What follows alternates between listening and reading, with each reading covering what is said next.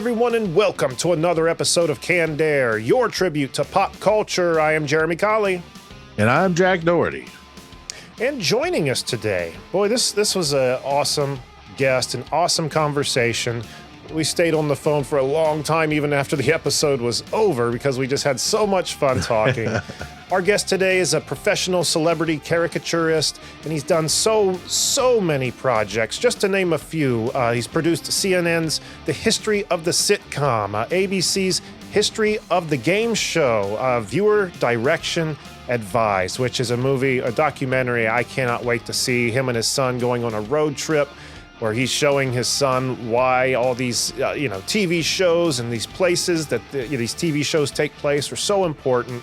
Very cool stuff. Talk about his new podcast, Prison Sentences, and we get to look at a little bit of his memorabilia at the end. I think we originally planned to look at a lot more, but the conversation just snowballed, and I mean that in the best way. This was a great conversation.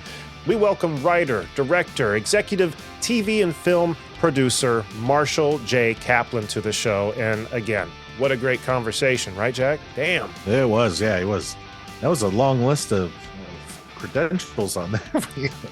Yeah, and that's just, the tip of the iceberg. He's done so much, but we only get an hour to sit here and talk with these people, so you can only cover so much, but we're going to have him back in the future, it sounds like. So I'm excited for that, but can't wait for you guys to hear this conversation. But before we turn you over to it, don't forget to find us on Twitter at CannedAirPod, on Instagram at Canned_Air, and on TikTok at CannedAirPodcast, and at CannedAirPodcast.com. A few different ways to support us. There's a merch tab, a Patreon tab. A little bit of your money gets you something in return and supports the show. And if you don't have money to support the show, leave us a like and a review. And if you're watching us on YouTube, here it comes, Jack. Get ready to feel dirty. Hit that subscribe button, hit the like button, notification bell so you don't ever miss a future episode. It's getting easier, but I still need a shower. And there's nothing wrong with it. It's just part of the business, people. I know that we have to say that when on YouTube, but I don't know. Do you know where I'm coming from? I know, yeah. I feel dirty for you having to do it. Yeah, it's gonna take a little bit for the smarm to wash off, but we'll get there. Yeah. We'll get there. And if you only know us from YouTube, check out our audio catalog, which spans back over a decade on Spotify, Apple Music, or Apple Podcast Player, rather, anywhere you find your podcasts. And if you've only ever listened to our audio format, check us out on YouTube, because we're pushing all of our new episodes out onto YouTube, and even some old episodes that we've just been sitting on the video for, and for some reason never did anything with. I think it's because we just didn't have a great background. It was the big deterrent. But, we're kind of swallowing our pride, as you can tell by that last stint with the smash the like button and all that stuff. So we're going to put them up. We're going to put them up and get them out there to you. What am I forgetting, Jack? Evergreen Podcasts, the Evergreen or the podcast network that we are a part of. Sure-footed as a mountain goat, man. Yeah. I'm not used to doing this part of it. Where's Randy? Yeah, well, we're both a little off. I have not slept in like 36 hours, man. I almost sent an email to Marshall being like, man, we got to do this another time, but I just... I couldn't. I wanted to talk to the dude. But it's weird because into the conversation, that tiredness melted away. I'm wide awake now, so I'm probably going to be up for another 2 to 3 hours. Great. Tomorrow's not looking good, Jack. For me, anyway. But it's only beginning of the week. Right. But I think that's everything we have to get off our chests, so let's turn you over to our conversation with Marshall Jay Kaplan. Marshall, thank you for taking time to stop by, man. I'm anxious to hang out with you, find out more about you. My pleasure. The pleasure's all mine, guys. What do you want to know? We talk whatever you want to talk about. I'm here. Awesome, because there's a lot to talk about. There's a lot of projects you've produced. Your new podcast, the Prison Sentences podcast, which has been a great listen. Anxious to hear how that got started. And of course, all the memorabilia. You said you got pop culture memorabilia. Can't wait to see that. But or shit, as my wife calls it. But one man's shit's another man's treasure, right? Exactly. Yeah. But let's go back to when you were 7 years old and you began drawing celebrity caricatures, and how it by 15, your first caricature was in the local newspaper. By 17, you had your first gallery. And by 21, they were being seen all over Canada. How did this start, especially at the age of 7? I've never known a 7-year-old to want to be into, drawing caricatures. Well, you obviously have not known a lot of weird 7-year-olds. I don't know how it started. I just always loved watching. I think part of it, like I'm a 70s kid, right? So I think what happened is when around 7, 8 years old, they started to do I tried to figure out myself, but in the mid 70s or the early 70s, they started to bring back the nostalgia craze, and they started to replay old movies of the Marx Brothers or Charlie Chaplin. They started to replay them in movie theaters, and they got this whole younger audience. And my dad used to take me to those movies. So we would see Laurel and Hardy. And for whatever reason, I guess I like to draw, and I started drawing them. And it just evolved into did these caricatures, and then I was known in school for doing caricatures, and then one of the teachers said, "You're really talented," and got me to this gallery, and I was able to do at about 15 or 14 or whatever. You got the fact sheet more than I do, and had my first gallery showing of that. So it just was evolved. But I think it started because there was a nostalgia craze in the 70s where they brought back all those great old movies. Right. And it looks like on the wall behind you there are some of your caricatures. Am I correct? Yes. These are all the ones behind me, obviously, I drew, and then they're all signed. Nice. They're all signed by whoever's on the wall. So, I've got a bunch of pop culture ones.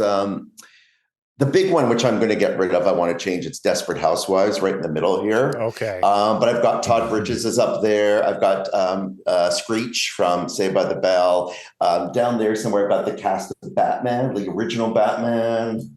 I see Adam West back there. Yes. So I've got Alan Napier and Frank Gorshin and Cesar Romero and Burgess Meredith and Yvonne DeCarlo. Not Yvonne DeCarlo. What was her name? Yvonne Craig, Julie Newmar. Yeah, they're all there.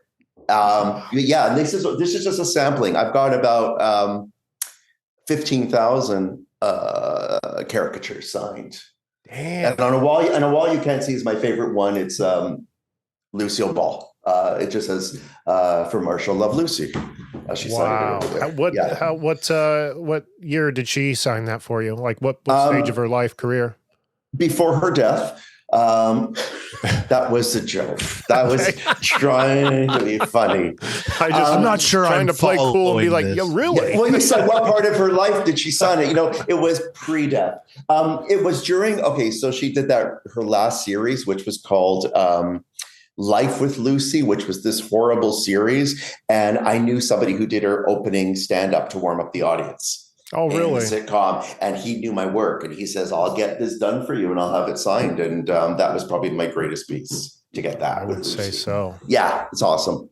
How incredible. Now, I had also read online that the first celebrity that actually saw your caricatures was Bea Arthur. At least that's what I read online, that you saw her on an airplane. You were able to get him in front of her, and she liked him so much that she commissioned one. And I'm curious, one, if you could tell us a little bit about that experience, and two, tell us what she had commissioned. Okay, so there's two stories. Basically, how in depth do you want me to get? How in depth? I want to hear it. Okay, so basically, I'm in Toronto, Canada, and after she did Bea Arthur, she had another sitcom that failed. She got a job up in Canada being a spokesperson for our pharmacy chain up here. Like you guys have CVS and Walgreens.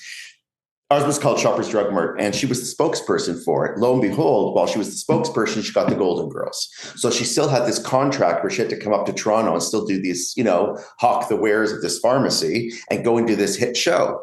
And I was doing some work in LA. I was meeting some guy who was going to represent my work. And I'm flying from Toronto to LA, and she's coming back to LA.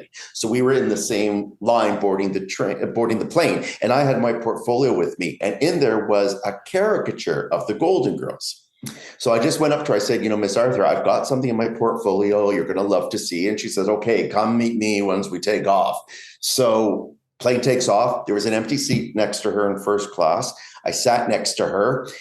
We started going through the portfolio, and I showed her caricature, and she goes, "I love this." And she asked if we could do another one for the production office of Whit Thomas Harris.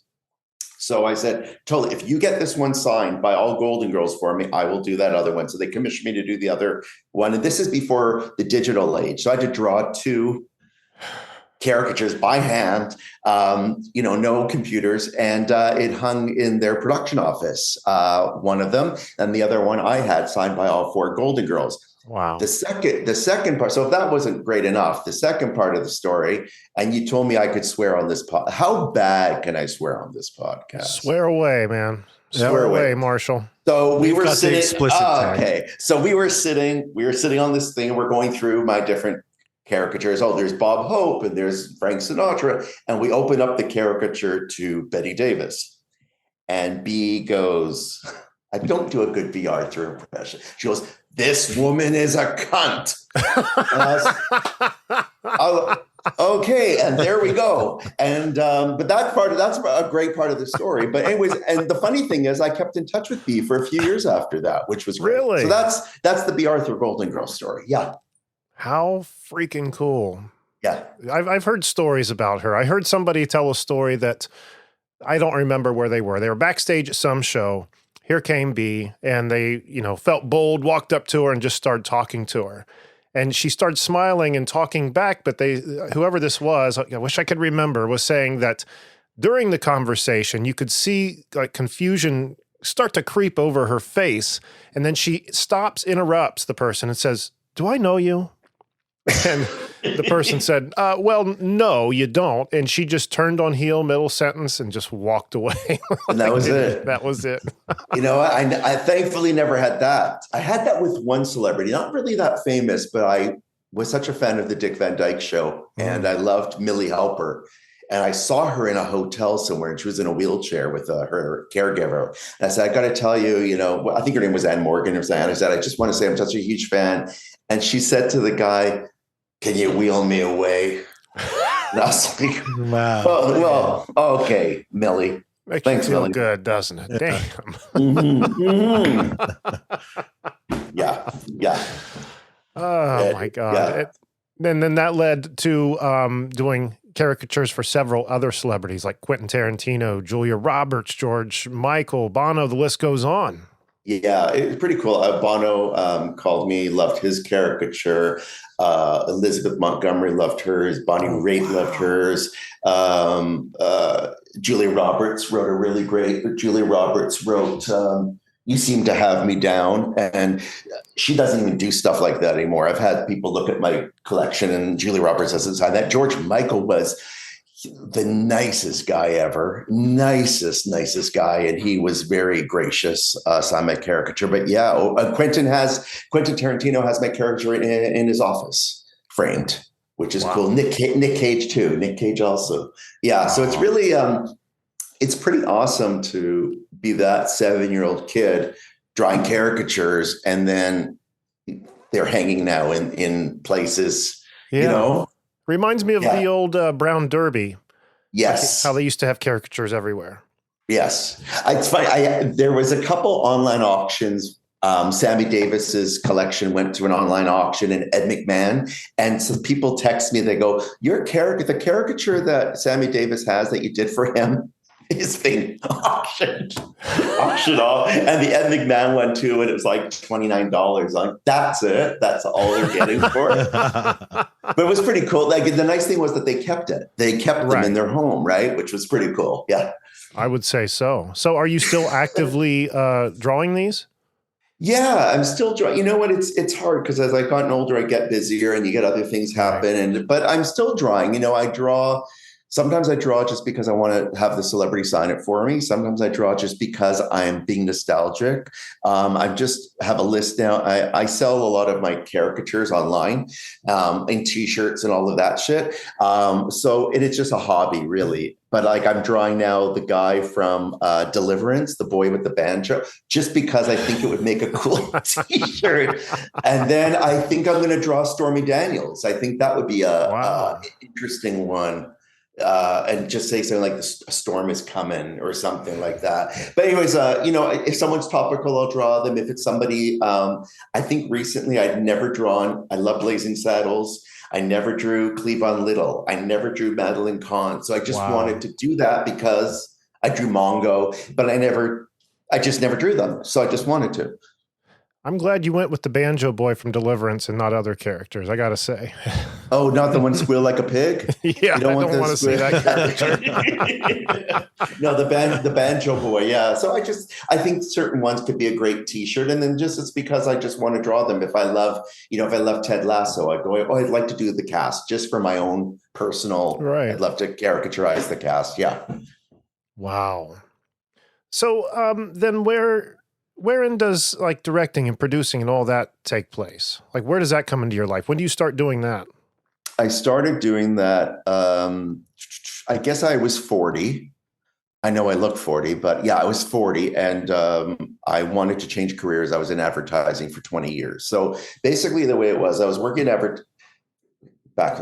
I was doing my caricatures, and it got really good. And I was 21 years old. I was syndicated. I was making some decent coin, let's just say that. And the recession hit around 1990, and they canned a lot of us freelancers. And I was like, oh shit, I need a job now. I need a real job. And anyways, I fell into advertising. And when I turned 40, I was still doing the caricatures on the side. And when I turned 40, I go, I just want to get into TV, and I had no experience in it at all. And, in life, everything's kind of meant to be, and everything works out somehow. And there was a show that I felt that I would love to work on. And I just found out there was an opening to work on the show. I got an interview, no experience. I never, worked in television. I said, but listen, I'm 40 years old. I'm nobody's fool. Try me out. If it doesn't work, so be it. And signed me on as an associate producer. And then within that year, I pitched a show I did to a network, and it sold. So within a year, I became an executive producer. And then it was just like, oh shit, grab onto the reins. We're going on a ride. And it happened within a year, very, very quickly. And it was just learn on the job. And right. Yeah. And you just felt, it's like jump in the deep end, man. Jump in the deep end and exactly figure out how to swim. Yeah. But it's always meant to be. That. It's always meant to be, I think it was always meant to be, because I never looked back. It was the best thing in my life I ever did, was to go into television, and the things I've been able to do and the people I've been able to meet. And it always comes down to that fucking 7-year-old boy, from this middle-class house, sitting in the living room on the floor watching TV. And it's like, I turn around, because think about it, like I'm in Toronto, I'm living in a suburb of Toronto, like a semi with my parents at 7. Never in my wildest dreams would I've ever thought I'm sitting on a plane with Bea Arthur, but that's before the directing, or I'm working with Mel Brooks, or I'm working with Norman Lear, like never. So it's pretty awesome.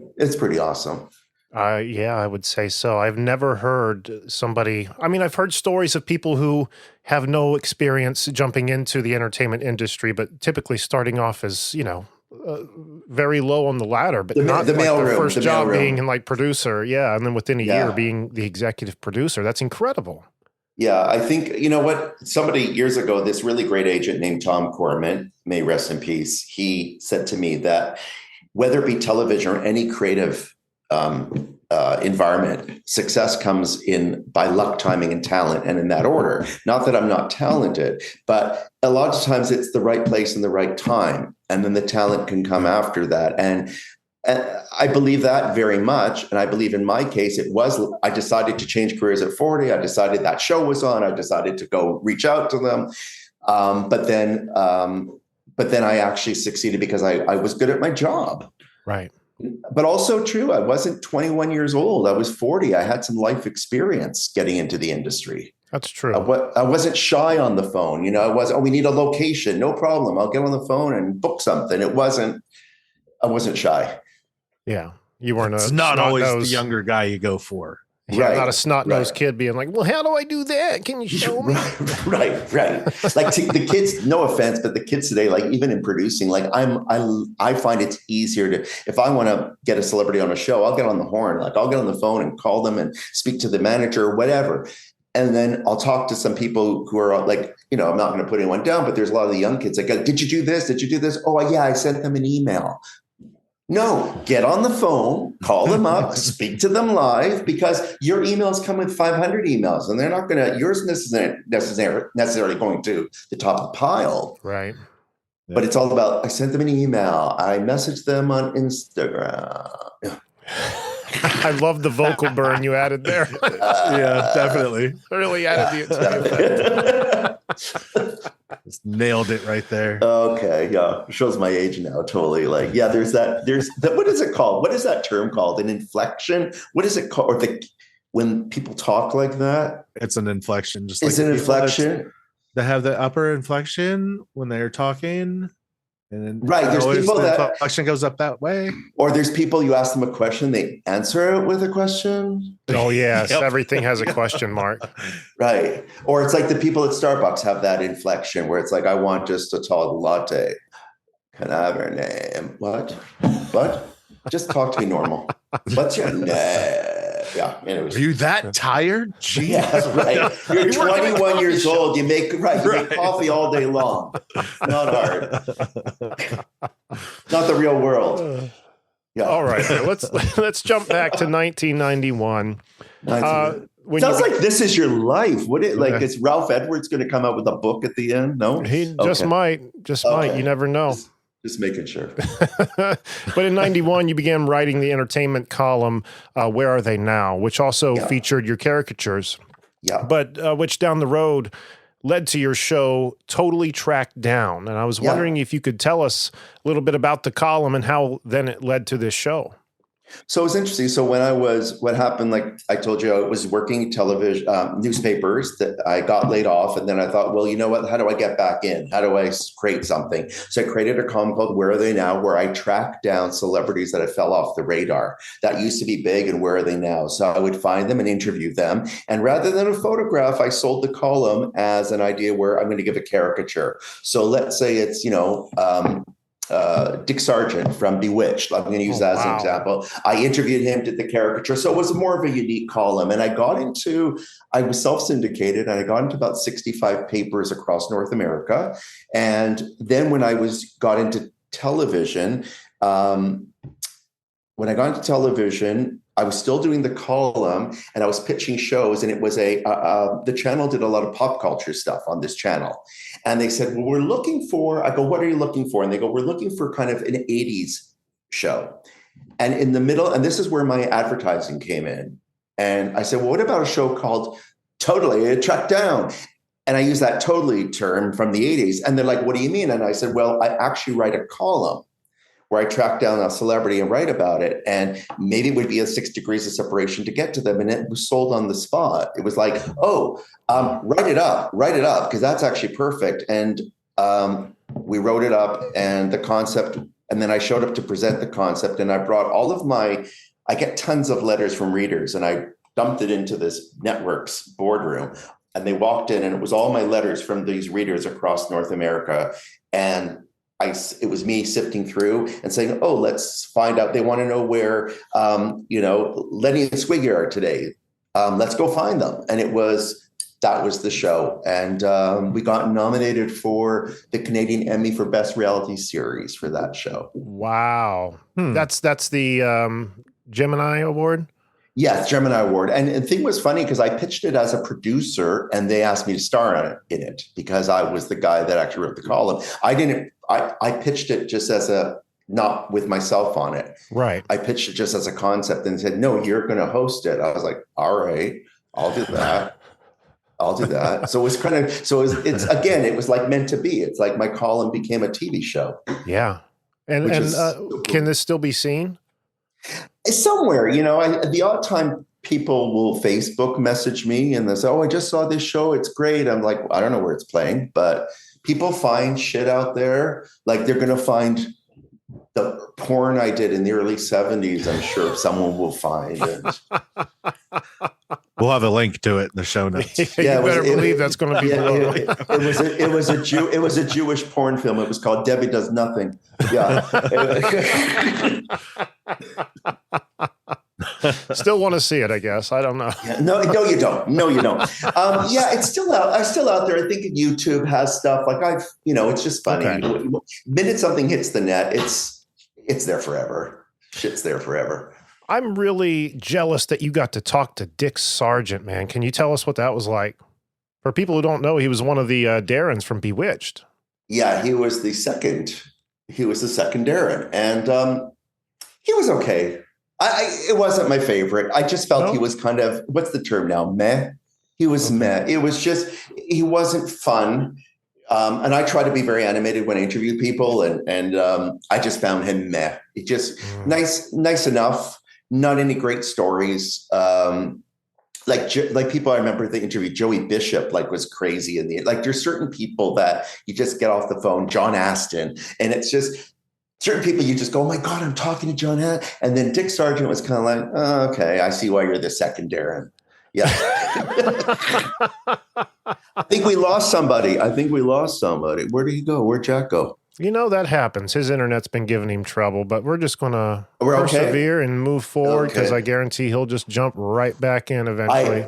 Jeremy, maybe he doesn't like Dick Sargent either. You know what? I don't care. There's probably people who, obviously don't know who Dick Sargent is, but I grew up on that show, and I do this for me. I don't do this for anyone else. And if people like it, then they like it. If they don't, well, there's a million other podcasts, That's true. You know what? I think those of us that love pop culture and we love the nostalgia, there's a certain part of our brain, they say you got the left brain and the right brain, and then you have your pop culture part, which is here. And you're part of a fraternity because you can give these references. And if I'm somewhere and I hear someone knows Dick Sargent, oh, we're part of that frat. We know, we get who that is. Yeah. It's weird. It's a weird connection. Yeah. I love knowing the people who made it. I love the people behind the scenes. I don't know why. Finding out the actors' names and the people who made it happen for some reason is far more interesting than the show itself to me. Yeah, I would imagine. There's always the behind the scenes stories. Mm-hmm. The behind, people don't even know why there was two Darrens on Bewitched. Yeah. And what the reason, and they don't even know that Elizabeth Montgomery, who played Samantha Stevens, who her husband was. He produced and directed that show. Well, yeah, he got that job pretty easy. But you know what I mean? There's stories, right? Even Bewitched itself, the character actors they had on, there's a whole story why they got who they were. I don't know. It's just, yeah.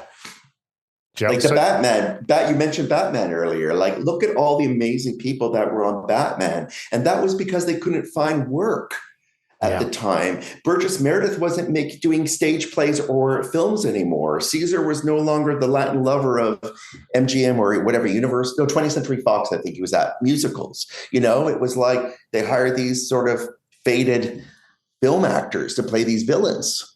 And boy, what a great casting all the same. Totally. And it's, the same reason I do this show. We've done this show for over a decade, just getting to talk to those people that we used to watch on the screen. It's kind of the same way your column is, getting to hunt down these people you grew up with. Speaking of the original Batman, one of our very first guests was Yvonne Craig, and she was such a sweetheart, man. Oh, really? So she liked you more than she liked me? Well, I had to plead with her. Was she tough? Did you find her tough a little bit? She was, when we were talking to her and hearing some of her stories, I heard the stories of how she was tough to other people, but she was never tough to me. But at first it came as a no. She's like, no, I'm not doing that kind of stuff anymore. I do not get in front of a camera. And I was like, listen, no cameras involved. I'll just talk to you on the telephone. But, And then she said yes, but... It was less than a year after that she passed away, but that's still to this day one of my favorite episodes in Conversations.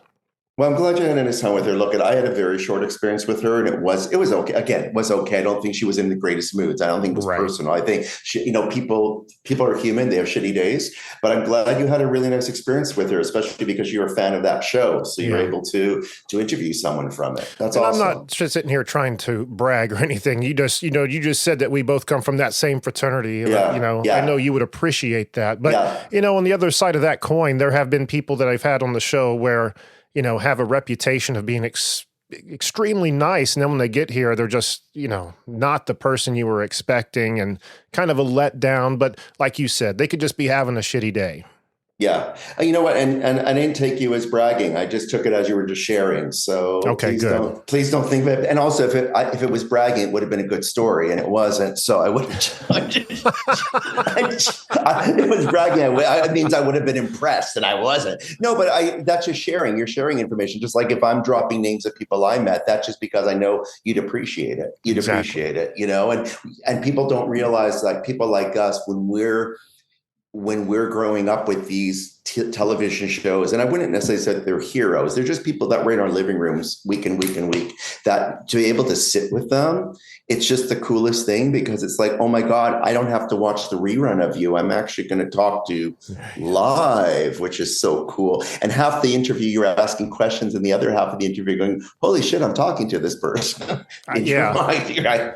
Yeah. That's a hard one to wrestle there, because when that does creep into your mind with me, typically I stop hearing whatever it is they're saying, because I got to wrestle that down. Right. I hear you 100%. One of my favorite interviews was Adam West. And I would have to say one of my top 5. He was just the funniest guy ever. I felt him so funny and so on. And we just kept cracking up. And I'm so blessed and grateful that he was on my show that Totally Tracked Down. And I have all this raw footage of him and I that didn't obviously make it to air because we cut it down. But I have the whole interview. And I'll tell you something with Adam West. I walked in after the interview, I walked into these elevators, and I said, thank you so much. He goes, well, it was one of the greatest interviews I've ever had. I had so much fun. And okay, thank you, whatever. I think you're blowing smoke up my ass, but whatever. Right. 2 hours later, I'm downstairs in this hotel, and I bump into his wife. And she comes over to me and she goes, are you the gentleman that interviewed my husband? I said, yes, I was. I think her name was Marcel. Anyway, she goes, are you the gentleman? I said, yes. I just want to tell you that Adam had the best time with you. And I thought, oh, he's not a liar. He's not a bullshitter. He's a pretty up and honest guy. So that was such a nice compliment to get from him and her. Yeah, I've been riding high on that for days. Yeah, he was just awesome. Really an awesome man, I have to say. Man. Burt Ward, not so awesome. I had the exact same experience. Yeah. Did you really? They didn't have them on the show, but Adam was older. He was a year or two before he died, and it was very lackluster meeting, just kind of, hey, how are you? Nice to meet you kind of stuff. But Burt's was just really already closed off before I even got to him. You know what I mean? Yeah. Yeah, so, Burt was, I just find Burt, not my fan. I'm not a fan. Let's just say that. Yeah. I'm there with you. Anyway. Moving on. We have already given Burt too much airtime. Oh, man. There is a long-running joke with Burt Ward. Can I show you something really quick? I hope this shows up on camera. Give me 1 second to pull this off the wall. Oh, it looks like Jack. You pulled up something and Jack popped up on screen. That's how it works. It's magic. Yeah. I'm getting ready, Jack, to show Marshall what Burt Ward means to us here at Canned Air. Fantastic. Okay. I'm ready. So I got this signed by Burt Ward, and it's been hanging on the wall for how long, Jack? Since like 2016, 17, something like that. Something, yeah, probably around there, yeah. And there was something about it that I had never noticed, and it took a new co-host coming in to be like, is my mind playing tricks on me? But I want you to take a look at this and see, can you see how well endowed Burt Ward is here? Well, I have a very small laptop, but yeah, I see there. It's quite is that a gun in your pocket? Yeah. Yeah, he's pressing pickle there, but yeah, that's been retouched. That's been retouched. That's not a rich, but that's been retouched. I don't know. I never noticed it. And when he said it, he goes, every week I come here, I got to sit here and stare at his dick. And we pulled it off the wall. I was like, are you kidding? I thought that was just a reflection of the pants. But when you really look at it, there's some definition there. So I've had some moral quandaries about keeping it on the wall, but on the wall it has stayed. Well, that's where he got the name, the Boy Wonder. Yeah, you wonder how big it is. Yeah. Not anymore. I don't. I got it. And his character's name was also Dick. So that's true. That's right. Dick Grayson, right? Yeah. That's hilarious. That's hilarious. Okay. All right, man. Here's another thing I've got to ask you about really quick. Yeah, This is a of course. documentary that was produced by yourself and directed by your son, Ben Kaplan, called Viewer Direction Advised, which looks like, you guys go on a road trip and he's trying to find out why television and pop culture mean so much to you as father. Can you tell us more about this? That's basically it. It's I'm obsessed. I'm obsessed with pop culture, and between my collection and just every day I'm humming theme songs in my head. And he's a different generation, right? So he's 25 years younger than me, and he doesn't hum theme songs. He doesn't have this shit where you go into a room and you and we all know Dick Grayson, and we go, Dick Grayson, or we do a line from The Love Boat, or we say a line from Happy Days, or a catchphrase, or sit on, or Kiss My Grits. We all know what we're talking about, but they don't do that, these young kids, right? They don't know those things because they're not watching television at the same time in the same day as we all did. They're not going to the same movies in the theater at the same time. They're seeing what they want, when they want, how they want. I'm on season 5 of Weeds. I'm on season 2 of this. I'm on season 3 of Breaking Bad. So what it is he goes out to Los Angeles, and we shot it linear, meaning we shot it all in order. And he's in the biz. He wanted to be an editor, and he got an internship in Los Angeles, and he went out there, and I go to meet him. And while I'm out there, I decide we're going to go on these road trip adventures, and I'm going to take him to famous places they film in LA, and the Happy Days house and Modern Family houses. And we go to the Golden Girls house, and we go, and he just could not care less where we're going, and in those times that we travel, we have these conversations about the differences between, like, he's like, why do you draw cartoons of Mel from Alice, or, from Mel's Diner? You're like, who cares? I go, but I care. Right. It means something to me, because those memories are ingrained, and their memories from pop culture aren't ingrained. Like, how many times would we replay the album we just bought at the record store? Yeah. We buy a new album, and we let those liner notes, and we learn all the words, yes. And they're just getting their oh my God, I'm dating myself. Oh, here's my iPod, or Spotify, and they just bang, and so it's really about 2 generations and our conversations. And we were so lucky and grateful again to get Norman Lear is in our documentary. Yeah, I saw that in the trailer. Incredible. Jay Sandridge, who directed all the Mary Tyler Moore shows, and the executive producer of MASH. Like, we got some amazing people, and they're kind of the experts in our doc who talk to us about how communal watching has now become fragmented. And that's kind of the gist of the doc. And then it's our relationship. And and my son, just might as well say, he's out in LA doing his thing, and he's the lead editor on the new Stormy Daniels doc. Really? For Judd Apatow. Yeah. So that's pretty cool. Yeah. So he's doing well. I'm happy for him. Yeah. So his disinterest was genuine. There was no part of that was kind of like hammed up a little bit for the experience of the film. Like, this was, he really didn't care. Even when people watch the movie, they're like, that's so the two of you, like, it's just like your dad is always fucking on, and your dad is always like hyper, and you're just chill, and you're just kind of like, shut the fuck up. I don't need to hear the Patty Duke theme song. Right. So, which is the worst, but the best theme song of all time. But it was, it was cool in that trailer too, because it looks like you guys go to the Brady Bunch house and get to actually meet the kids. Yeah. Well, it starts off that I schlep them to a Brady Bunch convention. Okay. Because Brady Bunch is my all-time favorite show of all time. And there was and there was a Brady Bunch convention in New Jersey, and I take him to that. And it's kind of like he wants to kill himself. And all I want to do is just like be friends with all the Bradys. So we were able to interview Bobby and Cindy and Peter and Greg and the people that go there. And and that's how it starts. I take them to that. I'll be renting this. I want to watch it. It looks like it's somebody just emailed me yesterday saying, by the way, I just saw your film. It's amazing. And they played in a few universities to teach you about how we watch media has changed between generations, which is kind of a neat thing to see that people are using in some of their courses. Right. How neat. Educational material as well, more than just entertainment, educational as well. Who would have thought Brady Bunch would be educational? But it was, yeah. Not me, but I'm damn glad to hear it is, man. Yeah. Also, okay, you know how you shared a photo? Okay, I'm going to share. This is I've got two photos on my desk. One is my son and I with Norman Lear, which is just a cool one. But this, do you know who this is? If I hold this up with me here? Oh, I haven't. No, I don't. He looks. Well, we're familiar. talking about the Brady Bunch. Do you know Sherwood Schwartz? Oh my God! Are you serious? The creator? Yeah, that's him, and he created Gilligan. Yeah, so that's him and I. So, but that was and he played themes. He wrote the theme song. He played it for me on the piano, and I was like crying.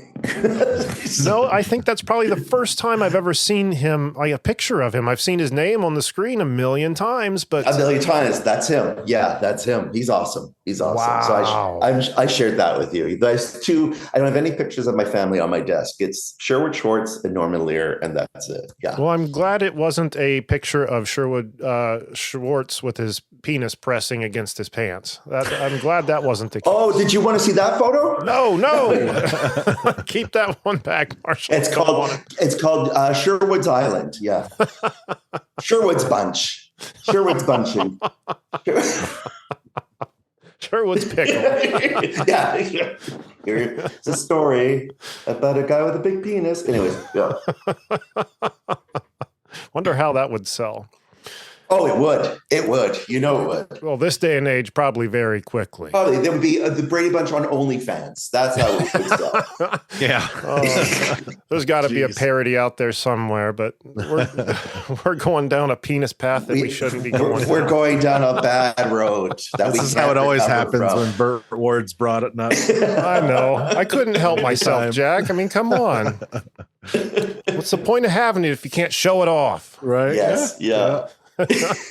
So, your love for pop culture and television, got you, I would assume at least got you into, doing history of the sitcom and history of the game show. Can you talk a little bit about those shows? And I can't imagine that there was a day working on those projects where it seemed like work. It had to just been total fun.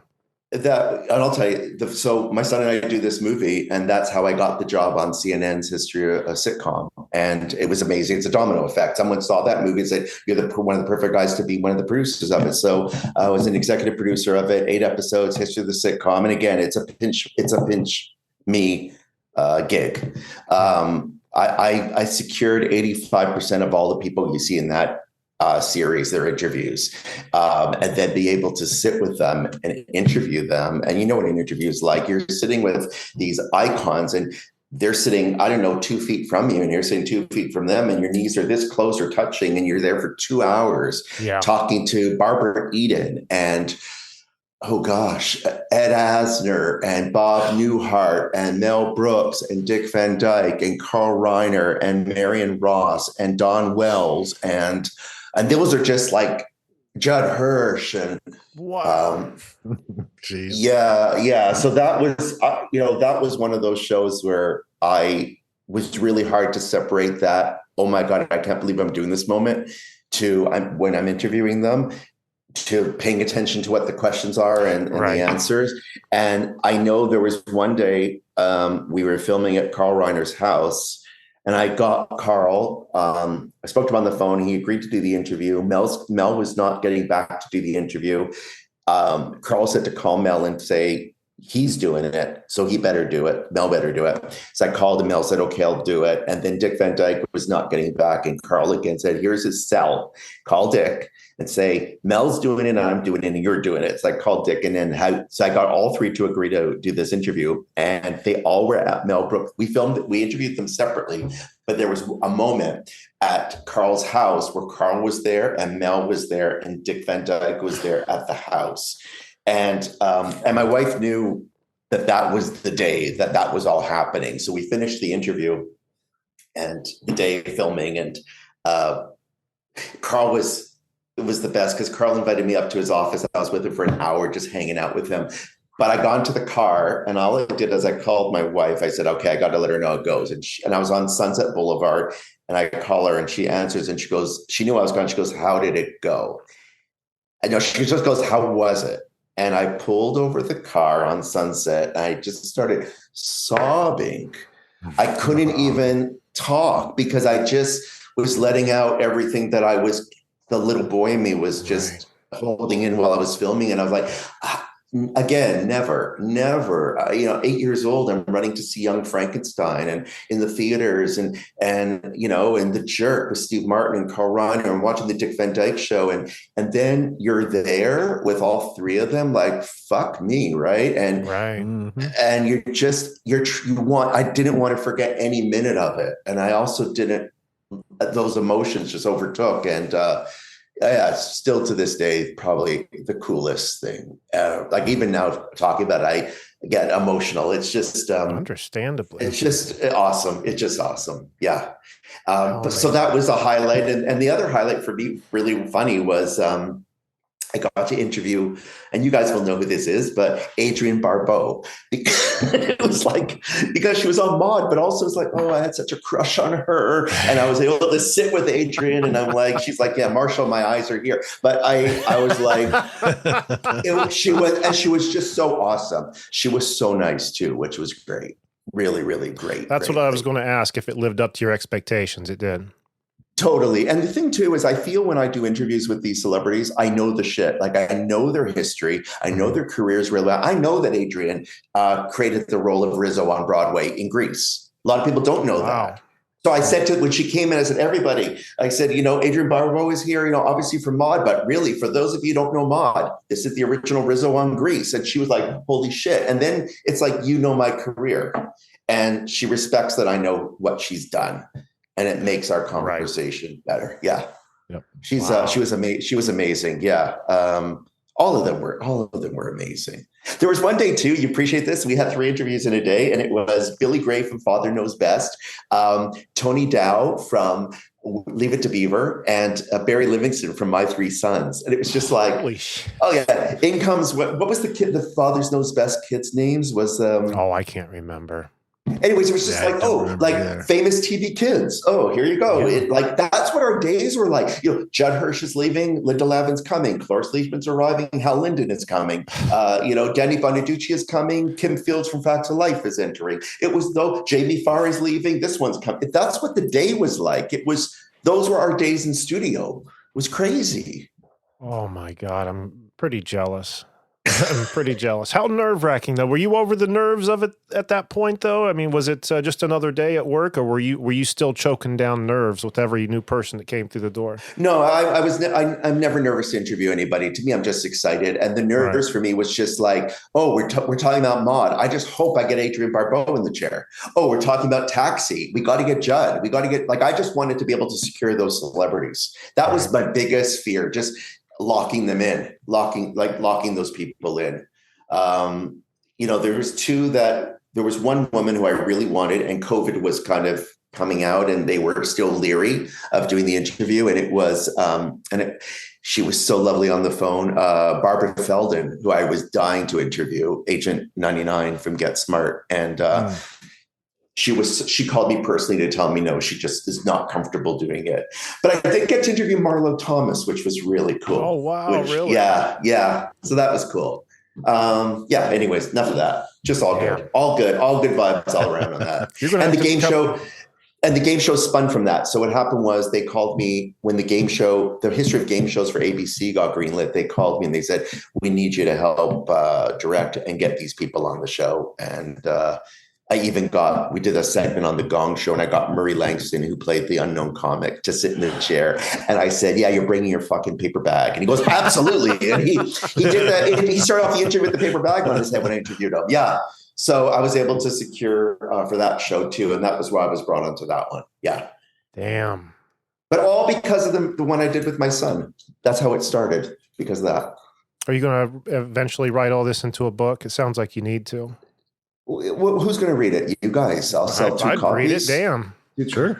Yeah. You know what? I don't know. It's very personal. I don't know. Maybe one day when I retire and I have nothing else to do, and so I remember what my life was more so. Yeah. Right. Another thing I need to ask you about, kind of straying away from what we've already been talking about, but I found you have a new podcast. Looks like it started at the top of this year, Prison Sentences. where, each episode only like 4 to 5 minutes long, in and out. And what you're doing is sending a letter to a convicted inmate and not to talk about their crime. Can you elaborate a little bit more? Yeah, I did a podcast with my son from the movie, and when he moved away, he said we can't do it. It's hard to do podcasts with bi-coastal, and I thought, okay, I'll do one on my own. And anyways, I don't know how it came across. I watch a lot of true crime, and somebody, I heard the phrase prison sentence. And I said, oh, prison sentence, it's not about the term of your sentence. It could be about sentences, letters. Mm-hmm. And then that was the trigger. When you're creative, you start to do stupid things like that. I go, oh, what if I wrote these criminals letters and shit? And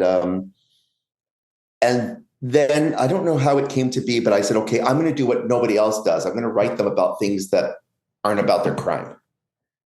So okay, I'm not going to talk about the 13 people you murdered. I read that you like Cheerios. And why do you like that cereal? It was just stupid. So I write these stupid letters. Like my dad listened to the podcast this morning on one of them, and he goes, you sound like an idiot in your, he goes, when you read the letters. I go, Dad, that's the point. Yeah, I go, but that's the point. The letters are so written in a way that, and I read them. So the podcast is only 4 to 5 minutes long. I talk about the crime very quickly. I do very dad jokes. It's called Prison Sentences, where my humor is the only crime, because I do add humor to it. There's no true crime with humor. So I had to be self-deprecating. So I'm not making fun of the crime. I'm not making fun of the victims. I'm making fun of how bad my jokes are. That's the shtick. And so I write a letter to them. If someone's in prison and I find out, oh, they used to work at Domino's Pizza, I go, oh, I like Domino's Pizza. And I write them a letter like, hi, I hope it's okay of me write you in prison. I read that you worked at Domino's. What did you do there? I like their pizza. Hope to hear from you soon. And then they write me back. And it's like, oh, okay. And I have I decided to do, I was going to do maybe 8 episodes for a year. And all of a sudden I get 20 letters back. And I'm like, oh, maybe if I do 20 a season, so 6 months, I'll do things that'll give me 6 months, and then I've already have 75 letters back from these people. I've got 3 seasons worth of these, and they're it's some people in my family are not thrilled that I'm doing this. Somebody who's I live with isn't happy about that.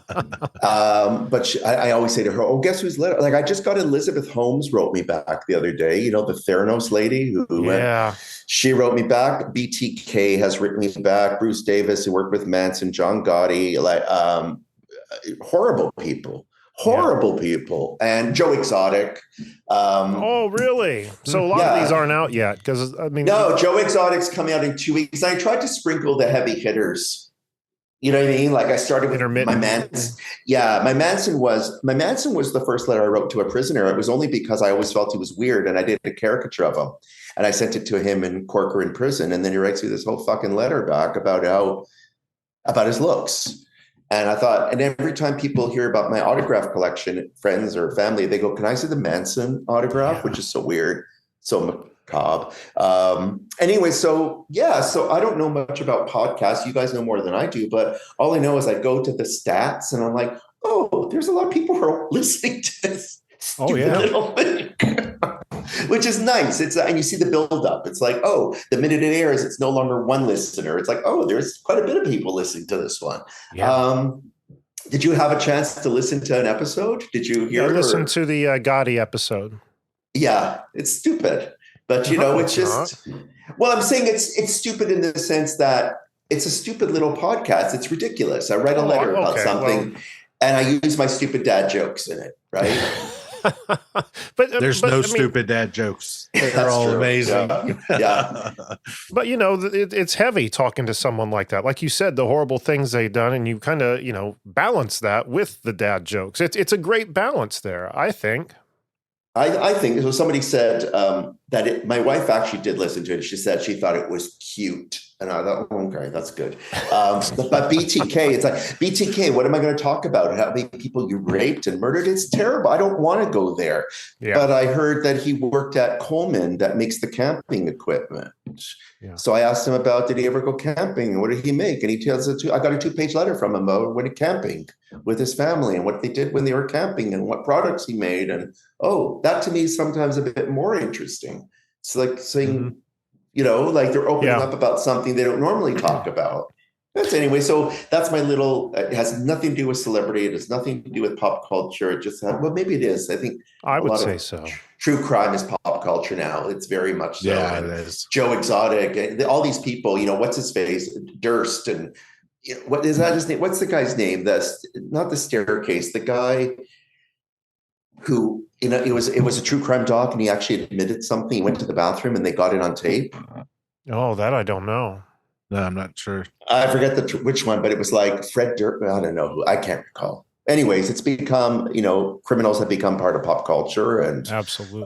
Al Capone is a pop culture icon. Manson, sadly enough, is a pop culture figure. So I guess it has become part of pop culture. I just thought it'd be an interesting juxtaposition of using horrible, notorious criminals and silly letters, and see if there's humor there. Yeah. And I'm works going out. to, and I'm going to end up in hell one day because of what I did. But No, anyways, come on. yeah, I went from Mel Brooks and Dick Van Dyke to BTK. There's just there's no sense there whatsoever. That makes no sense, that road. Yeah. But I don't know. You're creative. When people are creative, we just do whatever we feel we want to do. And I think anybody who's creative should have an idea and take it to fruition. It does not matter if it's successful or not. Just take it to fruition and finish it and satisfy your creative soul and do something, Yeah. Don't Absolutely. just think about it. Do it. Like you guys did a podcast. It's like, okay, we want to do this podcast. Do it. Just do it. Yeah. It's awesome. Yeah. You don't do it, you have regret. You do it and you fail. Like, well, at least I tried, Right. But how cool, man. How cool. Well, you're going to have to come back on the show because I think we could just sit and just talk, 70s and 80s. Yeah, we could talk about Dick Sargent and Burt Ward's dick for an hour. No, you guys are awesome. It's really easy to talk with you, and you guys get my humor, which is nice because a lot of people don't. But, like you said, same fraternity. Yeah, absolutely. And if you want me back again, listen, I'll tell you about all of these, like my memorabilia. I just buy a lot of my childhood toys back. I'm sure you've done stuff like that. That's the thing, man. I know we're running long, and I was going to ask you to do like a little quick show and tell, but maybe you could just show us like one of your prized memorabilia, your artifacts that you have around. Okay, so just even in my office right now, I've got everything in my office furniture-wise is only from the 60s and maybe 50s. So I've got this great little, see there's a little speaker and a turntable there. And then I've got this great TV there. Wow. Does it work? And then, yes, the TV works and the turntable works. And then I've got this cool, see this radio? I have to take, okay, hold on, I'm going to do this. See that? It's crazy because I recognize all those pieces. So that's pretty pristine. That's a great radio, and there's a turntable on the top. And then over in the corner here, I'll show you one of my little prize. I'm going to turn the right way. Okay, in the corner. Oh, you see my mug here. I've got, see the little TV, telephone table. Wow. Those with the swivel chairs? Yeah. Yeah. And then I have this this is just my office. All of the toys are in the basement, but I've got this. Hold on, let me reach it. Look at me get up like an idiot. No, you're good. I want to see it. Okay, so have you ever seen these rotary phones that are 2-color? Never a 2-color rotary. We always look at just had that. Isn't that cool? So I have about a few of these rotary phones. They work, but I don't use it. But I've got this sitting here. I've got a little ashtray. I don't smoke, but I have these cool ashtrays all over, and they're from nightclubs in Hollywood from the 40s and 50s. Seriously? Wow. Yeah, they're really, really cool. And I've got one from Sardi's in New York, when people smoke in the club, and it's just such a cool vibe. I've got menus from Paramount Studios from their cafeteria from the 40s and the Brown Derby from the 40s. I've got, if you have me on again, I'll bring a bunch of it up. But and the desk I'm at right now is 1960s, and I've got this cool orange chair I sit on. Remember these?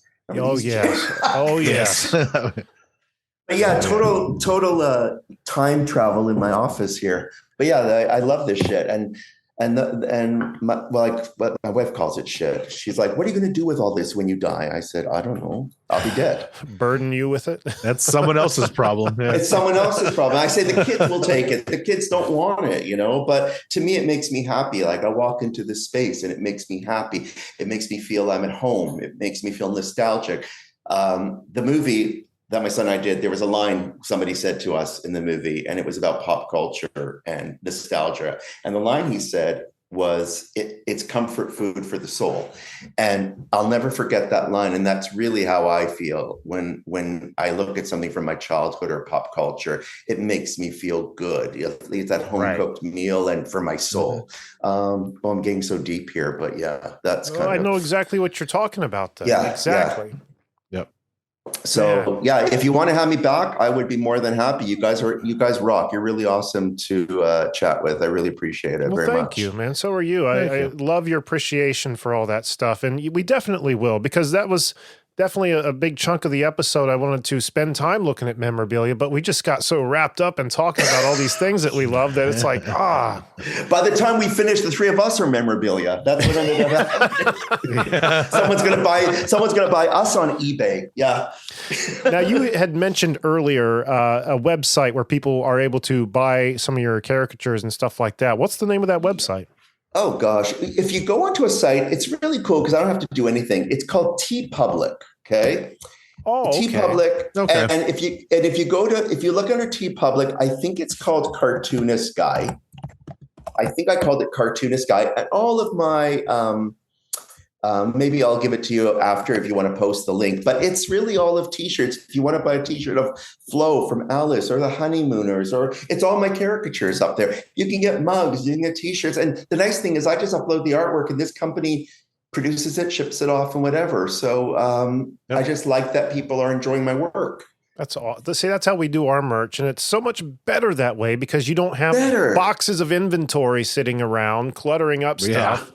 The last thing I want is like, hi, where's that t-shirt I bought? I don't know where your t-shirt is. I have no idea. I don't even know who you are. I just like the fact also, like you look and you say, oh my God, someone in Australia is wearing like a Joan Crawford shirt I drew. Yeah. That's so cool. It's not even about the money. It's about, I love the fact that my artwork is out there. It's just so awesome. Or someone thought it was good enough to wear. Yeah. So it makes perfect sense. Cool. Yep. Yeah, I would imagine that's how we would feel if anyone would buy our damn t-shirts. Yeah. No, we've sold a few, but I know what you mean. But see, we didn't design them. We didn't put. I mean, I guess we did, but we didn't sit there and like draw stuff out. That we love like you did. I guess I don't know. It's not art. Okay, here's the thing. You're incompetent. The t-shirt thing is like, look, I'm good at what I do caricature-wise, but I'm in competition of 18,000 other people who are better than me or more popular than me. I just care about, hey, if you bought my shirt, I'm happy. I don't really like. I just wanted to try something different, and but it is something you do have to work. I'm always uploading new cartoons and things to that, like Banjo Boys, inbred Banjo Boys. Maybe you can do one of Burt Ward and his penis.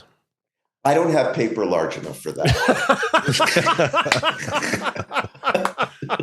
And on that note.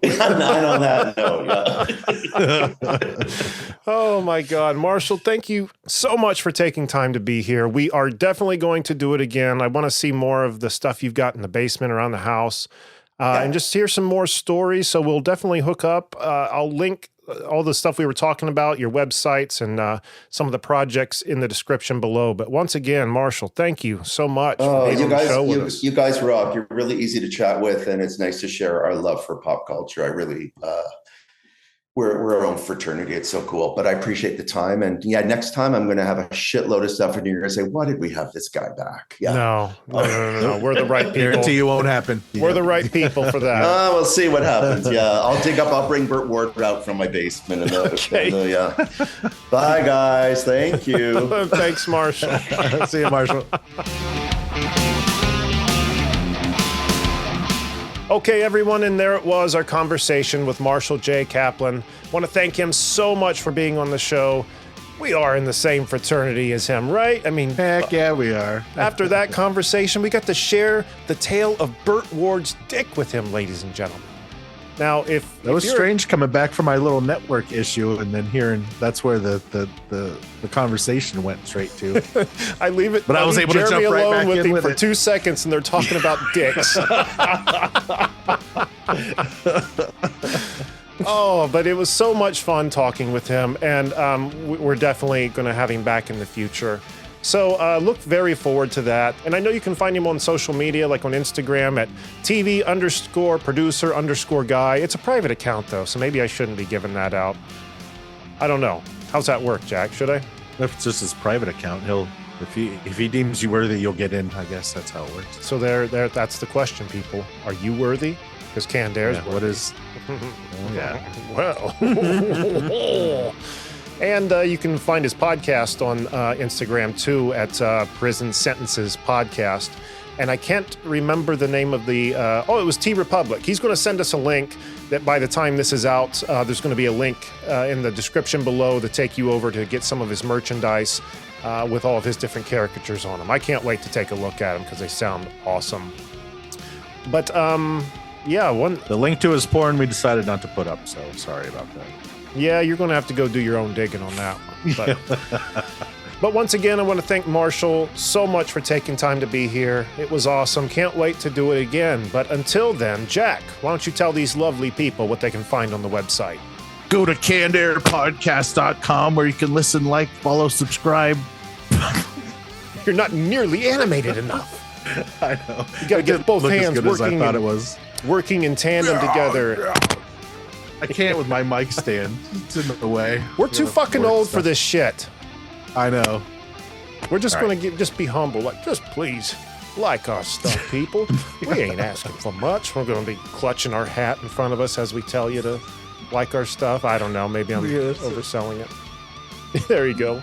Just go to the website, please. I'm not asking much. I don't even. You can find it. I don't know how to do it. I'm too old. Where am I? Why am I so cold? Oh, my God. I'm delirious from lack of sleep, man. Turn around, face the camera. I thought I was. And don't forget to find us on Twitter at CannedAirPod, on Instagram at Can_Air, and on TikTok at CannedAirPodcast. And once again, CannedAirPodcast.com that Jack was just talking about has a merch tab and a Patreon tab. 2 ways for you to support us and get something in return, whether it be a t-shirt, a hoodie, a hat, a mug, or just extra content.